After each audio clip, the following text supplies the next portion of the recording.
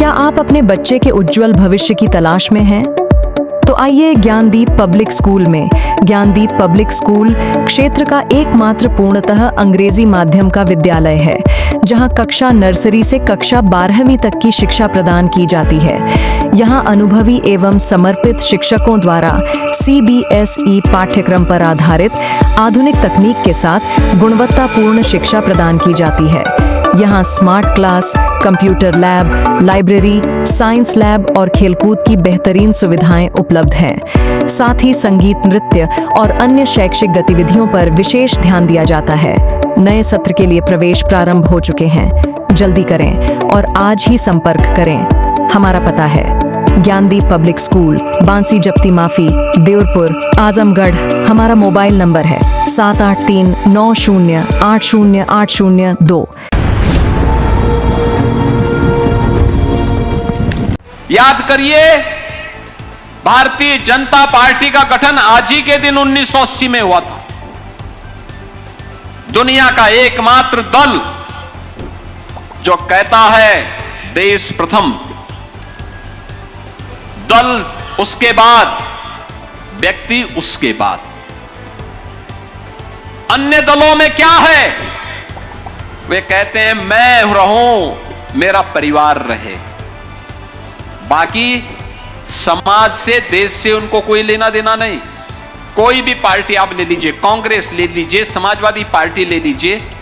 Samajwadi party विकास कराएगी, सफाई तक विकास कराती है, लेकिन आजमगढ़ उनको दिखाई नहीं देता, जो आजमगढ़ उनको बार बार चुनाव जिता करके भेजता था, क्योंकि उनके लिए विकास उन तक सीमित रहे। आजमगढ़ का विकास हो, मऊ का विकास हो, बलिया का विकास हो, जौनपुर का विकास हो, उनके एजेंडे में कभी नहीं रहा। अगर रहता तो पूर्वांचल एक्सप्रेस वे बना सकते थे। अगर उनके एजेंडे में रहता तो यहां पर विश्वविद्यालय का निर्माण महाराज सुहेलदेव के नाम पर वो भी कर देते, लेकिन नहीं किया। डेवलपमेंट उनके एजेंडे का हिस्सा नहीं। लेकिन भारतीय जनता पार्टी का पहला एजेंडा देश प्रथम, हमारा सब कुछ देश के लिए, देश के हित के लिए। और उस देश से भारतीय जनता पार्टी ने सरदेय अटल बिहारी वाजपेयी जी, सरदेय लाल कृष्ण आडवाणी जी के नेतृत्व में जो यात्रा प्रारंभ की थी, श्री डॉक्टर मुरली मनोहर जोशी जी के नेतृत्व में जो यात्रा प्रारंभ की थी, आज भारत के यशस्वी प्रधानमंत्री श्री नरेंद्र मोदी जी के यशस्वी नेतृत्व में वह दुनिया के सबसे बड़े राजनीतिक दल के रूप में अपनी एक नई आभा के साथ दुनिया का मार्गदर्शन कर रही है। आप मुझे बताइए, जो कुछ सोचा था भारतीय जनसंघ और भारतीय जनता पार्टी के संस्थापकों ने, मोदी जी ने वह सब करके दिखाया। वह सब कुछ आज करके दिखाया है। हम सब सोचते थे अयोध्या में राम मंदिर का निर्माण हो पाएगा, नारा लगाते थे राम लला हम आएंगे, मंदिर वहीं बनाएंगे। सरदेय अटल बिहारी वाजपेयी जी, सरदेय लाल कृष्ण आडवाणी जी, डॉक्टर मुरली मनोहर जोशी जी के नेतृत्व में संकल्प लिया था भारतीय जनता पार्टी ने। आडवाणी जी ने रथ यात्रा निकाली थी। समाजवादी पार्टी बाधक बन रही थी, कांग्रेस बाधक बन रही थी। डबल इंजन की भारतीय जनता पार्टी की सरकार आई, अयोध्या में राम जन्मभूमि का विवाद समाप्त हुआ और आज अयोध्या में भगवान राम का भव्य मंदिर का निर्माण भी हो गया है। क्या यह काम समाजवादी पार्टी कर पाती? क्या समाजवादी पार्टी कर पाती? वह नहीं करती है तो राम भक्तों पर गोली चलाने वाले लोग हैं। आप मुझे बताइए, हर गरीब के घर में शौचालय बना है, हर गरीब को प्रधानमंत्री आवास योजना का लाभ मिला है, हर गरीब के घर में उज्ज्वला योजना का कनेक्शन मिला है, हर गरीब के घर में बिजली का कनेक्शन मिला है, हर गरीब को फ्री में राशन की सुविधा का लाभ मिला है, हर गरीब को शासन की योजना के साथ जोड़ करके 5 लाख रुपए प्रतिवर्ष आयुष्मान भारत में मुफ्त स्वास्थ्य की सुविधा का लाभ भी देने का काम मोदी जी ने किया है। ये काम कांग्रेस कर सकती थी, समाजवादी पार्टी कर सकती थी, बहुजन समाजवादी पार्टी कर सकती थी, लेकिन विकास उनके एजेंडे में नहीं, गरीब कल्याण उनके एजेंडे में नहीं। बाबा साहब भीमराव अंबेडकर के द्वारा बनाए गए संविधान के प्रति सम्मान उनके एजेंडे में नहीं था, और इसीलिए तो ये अपमानित करते थे। गरीब भूखों मरता था, किसान आत्महत्या करता था, नौजवान को नौकरी नहीं मिलती थी, लेकिन डबल इंजन की सरकार आई। आज हमारी सरकार 9 लाख नौजवानों को नौकरी दी है। 1 डिस्ट्रिक्ट 1 प्रोडक्ट के माध्यम से 3 करोड़ से अधिक नौजवानों को उत्तर प्रदेश के अंदर ही रोजगार मिला है। सुरक्षा का बेहतर वातावरण देने का परिणाम है आज उत्तर प्रदेश के अंदर 65 लाख नौजवानों को इन कंपनियों के माध्यम से काम मिला है, जो बड़ा बड़ा निवेश यूपी के अंदर हुआ है। महिला स्वावलंबन और सुरक्षा का काम कैसे होना है, यह भी भारतीय जनता पार्टी के नेतृत्व की डबल इंजन सरकार, बेटी बचाओ बेटी बढ़ाओ, मातृवंदना योजना, इस प्रकार की मिल्क प्रोड्यूसर कंपनी, लखपति दीदी योजना के माध्यम से तेजी के साथ उस कार्यक्रम को आगे बढ़ा रही है। और उसी कार्यक्रम की श्रृंखला में आज हम सब आपके पास आए हैं। आज मुझे बताते हुए प्रसन्नता है, इसी आजमगढ़ में हरिहरपुर गांव भी है। याद करिए, कला की 3 विधाएं, चारों विधाएं, गायन है, वादन है, नृत्य है, नाट्य है, इनकी भूमि आजमगढ़ रही है। आजमगढ़ हरिहरपुर रहा है। पिछली सरकारों ने किसी ने नहीं कहा, किसी ने नहीं सोचा। ये डबल इंजन की भाजपा की सरकार आई, हरिहरपुर में हमने संगीत विद्यालय भी स्वीकृत किया है, कला का सम्मान भी किया है। आज भले ही निरुआ नहीं आए, कहीं फिल्म में शूटिंग कर रहे हैं, लेकिन उन्होंने भी इसका स्वागत किया है। उन्होंने भी स्वागत किया। एक प्लेटफॉर्म मिला है नौजवानों के लिए, और प्लेटफॉर्म को उपलब्ध करवाने के लिए आज हम सब ने इसको आगे बढ़ाने का काम किया। अटल आवासीय विद्यालय यहां श्रमिकों के बच्चों के लिए बन चुका है। हरियोत कला केंद्र, इसके लिए धनराशि उपलब्ध कराई जा चुकी है। राजकीय पॉलिटेक्निक मकराहा अतरोलिया में तथा फूलपुर पवई में यह भी स्वीकृत हो गया है। राजकीय इंटर कॉलेज जमुड़ी, यह भी हम लोगों ने स्वीकृत किया है। और दिव्यांग जनों के लिए एक समेकित विशेष माध्यमिक विद्यालय अतरोलिया, यह भी स्वीकृत हुआ है। और एक लालगंज में सामुदायिक स्वास्थ्य केंद्र 100 बेड का, यह भी स्वीकृत करने का काम किया गया है। यहां पे अन्य बाढ़ बचाव के साथ ही विकास की तमाम अन्य नई योजनाओं के लिए यहां पर हम लोगों ने तमाम कार्य स्वीकृत किए हैं। हमारी सरकार ये कह सकती है कि 2017 के पहले उत्तर प्रदेश में खुलेआम बूचड़खानों में गाय काटी जाती थी, गौ तस्करी होती थी। आज हमारी सरकार का संकल्प है, न गौ माता को कटने देंगे, न गौ माता को कहीं पे अनावश्यक रूप से विचरने देंगे। 7,700 से अधिक निराश्रित गौ आश्रय स्थल हमारी सरकार चला रही है। 15 लाख निराश्रित गौ वंश के लिए संरक्षण गृह हमारी सरकार ने बनाए हैं। और 3 प्रकार की स्कीम हमारी सरकार चला रही है। एक सरकार के द्वारा संचालित निराश्रित गौ आश्रय स्थल या कान्हा उपवन, और दूसरा मुख्यमंत्री सहभागिता योजना के माध्यम से कोई किसान अपने घर में 4 गोवंश रखेगा, निराश्रित गौ आश्रय स्थल का हम हर महीने उसका वेरिफिकेशन कराते हैं। हर गाय को हर महीने 1500 रुपए सरकार की तरफ से उसके गाय के खर्चे के लिए पशुपालक को उपलब्ध करवाते हैं। बहनों और भाइयों, ये उत्तर प्रदेश सरकार की गौ माता की प्रति कृतज्ञता है।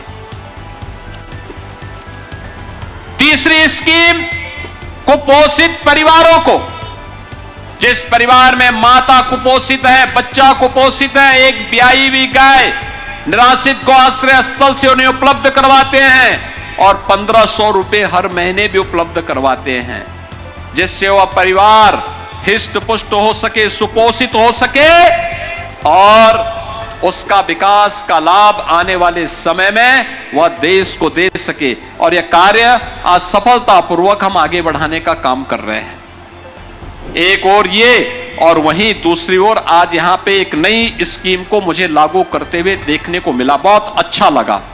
और वह है यहां पर हम लोगों ने एक हरी झंडी यहां दिखा करके मोबाइल वेटनरी यूनिट को, गायों में कोई रोग तो नहीं है, किसी प्रकार के कोई संकट है, ये घर घर जाकर के टोल फ्री नंबर पर जैसे ही कॉल होगी वहां पहुंच करके उनको ये सुविधा उपलब्ध करवाएगी। दूसरा, हम लोगों ने यहां पे गौ सेक्स सॉर्टेड सीमेन के लिए और कृत्रिम गर्भाधान सेवाओं का शुभारंभ भी किया है। यानी अब घर में अगर गाय है, उन्नत नस्ल की गाय है, तो उसी उन्नत नस्ल से उससे भी उन्नत नस्ल की बछिया ही होगी। 90% इसकी गारंटी देने के लिए इस स्कीम को उत्तर प्रदेश सरकार ने लागू किया है। आज मुझे यहां पर इसको लागू करते हुए प्रसन्नता की अनुभूति हो रही है।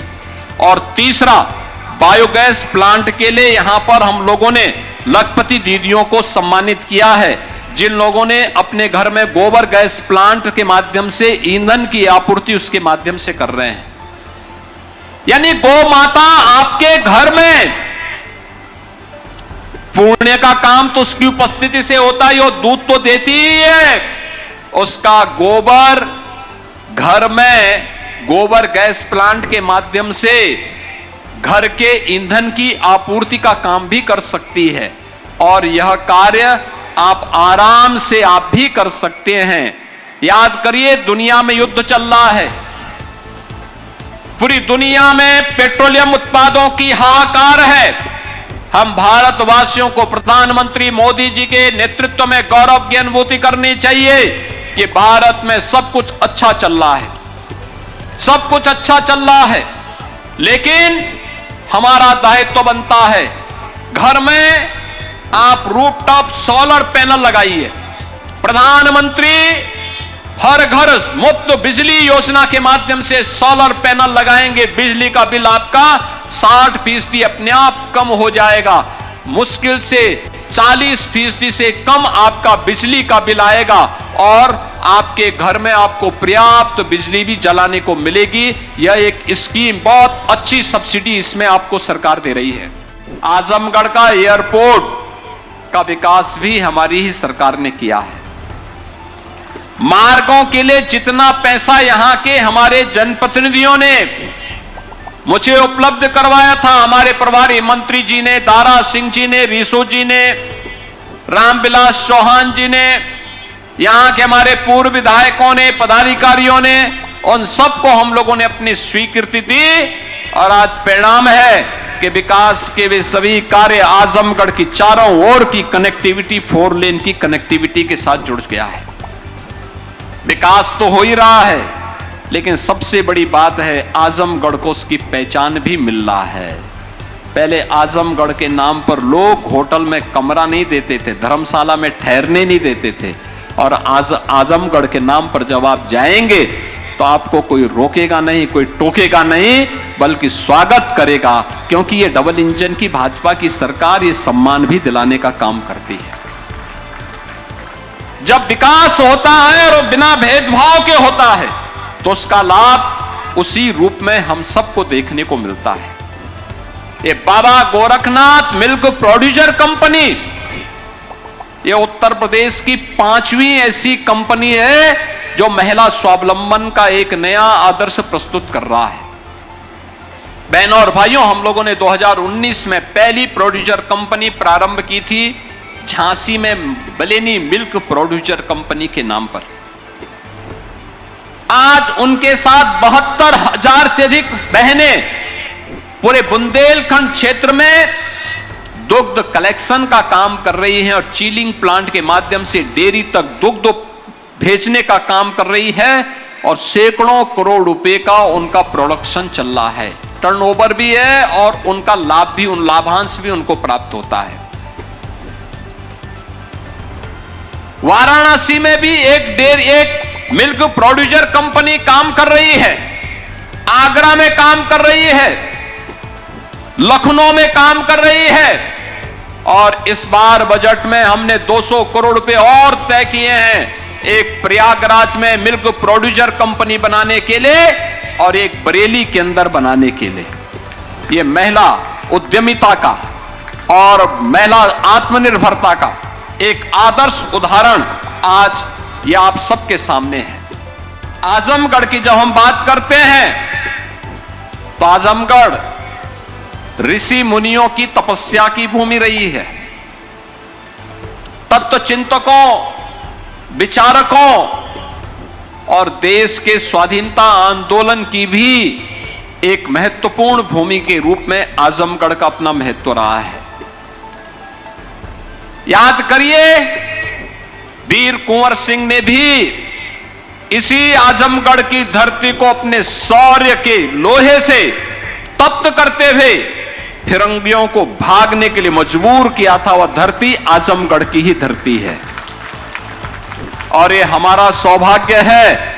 मैं आजमगढ़ से मुख्यमंत्री बनने के बाद नहीं जुड़ा हूं, मुख्यमंत्री बनने के बहुत पहले से मैं आजमगढ़ से जुड़ा रहा हूं और इसीलिए आजमगढ़ के विकास की बात जब आती है तो हम लोगों ने, भले ही आपने मुख्यमंत्री दिए होंगे लेकिन उन लोगों ने आपके यहां काम नहीं किया होगा, लेकिन डबल इंजन की भारतीय जनता पार्टी की सरकार ने प्रधानमंत्री मोदी जी के नेतृत्व में आजमगढ़ के विकास के लिए जो कार्य किया वह किसी ने नहीं किया।